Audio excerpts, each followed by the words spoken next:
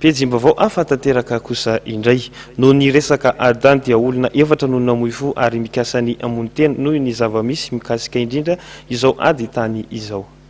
Nahatratra 13 taona ny ady nampifanolana ireo milaza fanandovan'ny tany iray etsy Antanandrano sy ireo izay nividin'ny tany. Efa nisy ny raharaha niakatra teny anivon'ny fitsarana saingy hatramin'izao dia mbola hifandrohitana ny tany ka izao ny afara tamin'ny famoizam-pony ireo tompon'ny tany ara-dalàna izao izay milaza fa vonona ny hamono tena ho an'ny fananany. Noho izany indrindra moa no niroson'ny mpiaron'ny zon'olombelona amin'ny fijerena akaiky ny raharaha. Tena tonga dia honena fona en'ny fitenenany zareo no fijerena. Aleo za mieritreritra hoe maty eo ambonin'ny tany izy ny hamono tena satria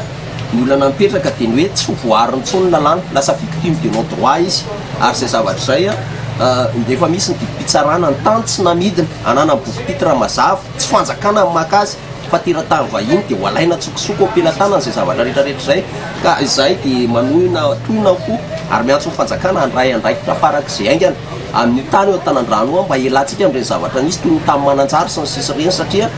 ny lalàna tamin'ny 2012 izy ireo efa nahazo didy teny amin'ny tribunal satria tany io zany nyramo fanjakana frantsay tamin'ny 1954 foiny tamin'ny colon dia rehefa nyrama tamin'ny 1954 io dia nilaza tsara ny cour suprême tamin'ny 2012 teo namoaka didy hoe averina any amin'ny tompon-tany averina amin'ny fanarahana tamin'ny 1954 raha nyrama amin'ny fanjakana azy heritaona ihany tamin'izany anaovana radioterafika dia izay zavatra izay zany ny zavatra tena mamaky loha ankehitriny satria alahelo tsy ombotratra ny an'ireo